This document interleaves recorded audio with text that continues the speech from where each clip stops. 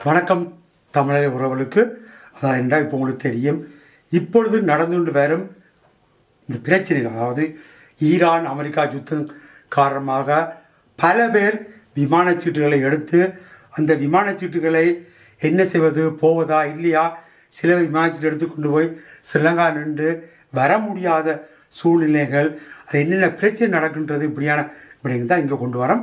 என்ற இவரும் ஊருக்கு போயிருந்தவர் 3ஆம் தேதி வர வேண்டிய நிலையில் நேற்று விமானம் சீட்டு கேன்சல் ஆன காரணத்துக்காக வேறொரு விமானம் மூலம் வந்துக்க, எப்படி என்ன மாதிரி என்பதை தான் இங்கே கேட்க போகிறோம்.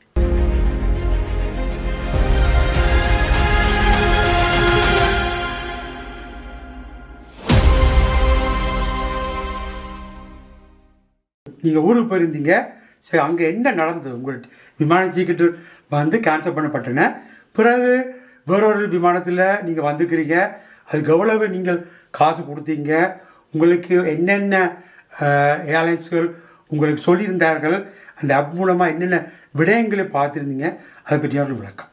கண்டிப்பாக. அதாவது 2ஆம் தேதி மார்ச் எனக்கு திருப்பி ரிட்டர்ன் ஃப்ளைட் இருந்தது. அப்போ எங்களுக்கு 1ஆம் தேதி போல் நியூஸில் பார்க்க பிரச்சனைகள் வந்து ஆரம்பிக்க, அப்போ எங்களுக்கு டவுட் வந்தது, சில நேரங்களில் ஃப்ளைட் கேன்சல் ஆகுது. அதே மாதிரி எங்களுக்கு அந்த நைட்டு இமெயில் வந்துச்சு, உங்களுக்கு நாளைக்கு போகிற ஃப்ளைட் கேன்சல் ஆகிட்டு என்று சொல்லித்தான் போட்டிருந்தாங்க. அதுக்குரிய மேலதிகமான விளக்கம் அந்த டைம் ஒன்றும் வரையில. அடுத்தடுத்த நாட்களில் வந்து பிறகு வெப்சைட்டில் போட்டிருந்தாங்க, உங்களுக்கு வந்து ரீஃபண்ட் பண்ணி கொள்ளலாம், இல்லாட்டிக்கு வந்து ரீபுக் பண்ணலாம்னு சொல்லி. ஆனால் அந்த நேரத்தில் வந்து நீங்கள் வந்து ஹோட்லைனுக்கு கால் பண்ணாலும் அந்த ஒருத்தரையும் வந்து தொடர்பு கொள்ள முடியலை.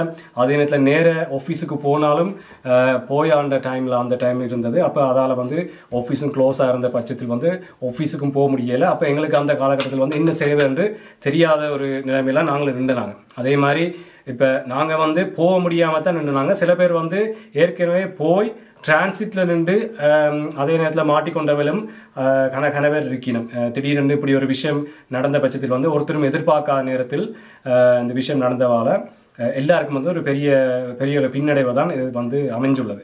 அதே நேரத்தில் வந்து நாங்கள் முதல் தடவை அடித்து கேட்கும் பொழுது பிறகு வந்து அடுத்த நாள் ஏர்லைன்ஸோட கதைக்கும் போது வந்து அவங்க சொல்லியிருந்தாங்க, எங்களுக்கு வந்து ரீஃபண்ட் பண்ண முடியும், இல்லாட்டிக்கு வந்து நாங்கள் வந்து ரீபுக் பண்ண முடியும். அப்போ ரீபுக் பண்ணிக்க அவங்க முதல்ல வந்து 20ஆம் தேதிக்கு தான் அடுத்த நெக்ஸ்ட் ஃப்ளைட் இருக்குன்னு சொல்லியிருந்தாங்க. அப்போ நாங்கள் சொன்னாங்க, எங்களுக்கு வேலை இருக்கிற பட்சத்தில் வந்து அவ்வளோ நாளுக்கு நாங்கள் வந்து நிற்க முடியாது, வேறு வழிகள் இருக்குன்னு தான் சொல்லி. அப்போ அவங்க வந்து எங்களுக்கு 8ஆம் தேதிக்கு இன்னொரு ஃப்ளைட் சொல்லியிருந்தவங்க. அதில் வந்து ஒரு எக்ஸ்ட்ரா டிரான்சிட் ஒன்று மாலதீவில் நின்று போகிற டிரான்சிட் இருந்தது. அதே நேரம் வந்து துபாயிலையும் வந்து ஒரு லாங் டிரான்சிட், அது எங்களுக்கு ஓகேன்னு கேட்குற பட்சத்தில் வந்து நாங்கள் ஆமோதித்ததால் 8ஆம் தேதிக்கு எங்களுக்கு வந்து புக் பண்ணியிருந்தாங்க.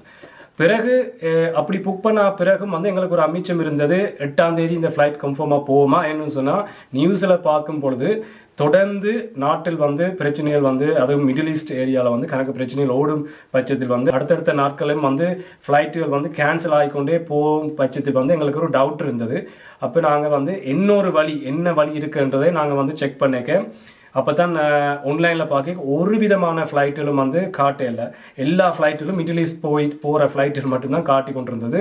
அதே நேரத்தில் ட்ராவல்ஸுக்கும் கால் பண்ணி பார்க்க அவையிலாலையும் பார்க்க முடியலன்னு சொன்னால் டோட்டல் அயர்டா சிஸ்டமே வந்து ப்ளாக் ஆகின்ற மாதிரி தான் அந்த சூழ்நிலை வந்து இருந்தது.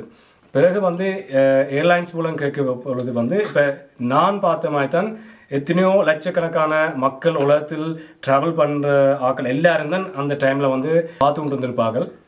அதால் தான் இந்த சிஸ்டமும் வந்து ப்ளாக்கில் இருந்தது. அப்படி இருந்து நாங்கள் வந்து இன்னொரு ஃப்ளைட் பார்க்கும் பொழுது ஸ்ரீலங்கா ஏர்லைன்ஸ் ஆப்ஷன் ஒன்று எங்களுக்கு கிடைச்சிருந்தது, லண்டன் போய் வாரது.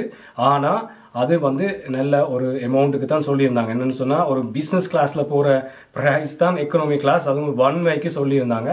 அந்த இடத்துல வந்து நாங்கள் ஒரு முடிவெடுக்கணும், இந்த காசை கட்டி நாங்கள் இப்போ போகிறதா இல்லாட்டிக்கு ரிஸ்க் எடுத்து எமிரேட்ஸ் ஃப்ளைட்டை வந்து நம்பி இருக்கிறதான்ற பட்சத்தில் வந்து நாங்கள் வந்து முடிவெடுத்துனாங்க, அந்த டிக்கெட்டை போடுவோம்.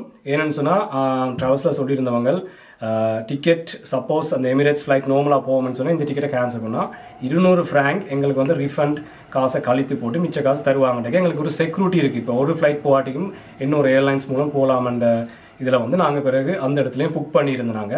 அது வந்து தனியாக லண்டன் போகும் ஃப்ளைட் மட்டுமென்றால் லண்டன் டு ஸ்விஸ் திருப்பி இன்னொரு ஃப்ளைட் போடக்க கிட்டத்தட்ட எங்களுக்கு விசா லண்டனுக்கு விசாவும் எடுக்கணும். இப்போ அந்த எல்லா கோஸ்ட்டும் சேர்த்து பார்க்க 3200 ஃப்ராங்க் எங்களுக்கு டோட்டலாக 1 வேக்கு முடிஞ்சது.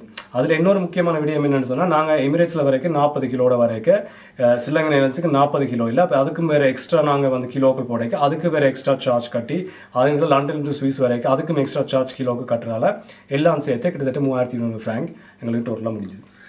ஆக உறவுகளே, நீங்கள் ஆன்லைன்லேயோ எங்கள் மூலமோ அல்ல வேறு டிராவல்ஸ் மூலம் டிக்கெட் எடுத்திருந்தால் இப்போதைக்கு யாரும் எதுவும் செய்ய முடியாத நிலைப்பாடு.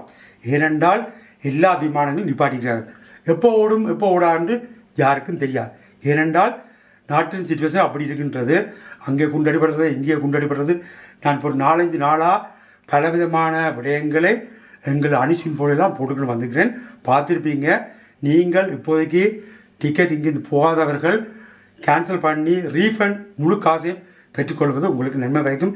ஏனென்றால் நீங்கள் இங்கேருந்து டிக்கெட் எடுத்து போய் இடையில நின்று அப்புறம் அங்கே போயிடாது இங்கே போயிடாது இப்படியான பிரச்சனையை விட நீங்கள் என்ன இந்த பிரச்சனை இதுதான் காரணம். நாளைக்கு சமாதானம் தீர்வு வந்தால் நீங்கள் இன்னொரு சமாதானம் எவ்வளோ நாளைக்கு நீடிக்குதோ நீங்கள் போகக்கூடிய நிலை ஏற்படும். இப்போதைக்கு நீங்கள் போய் அந்தந்த நாடு நின்று தெரிந்தானே உங்களுக்கு பார்த்துருப்பீங்க. டிவி நியூஸ் வழியா அந்த இடத்துல அப்படிலாம் கொண்டு வருவது இங்கே கொண்டு வருவது அங்கே நிற்கவே பயமாக இருக்குது. இப்படியான பிரச்சனை கணக்கு நடக்கின்றது.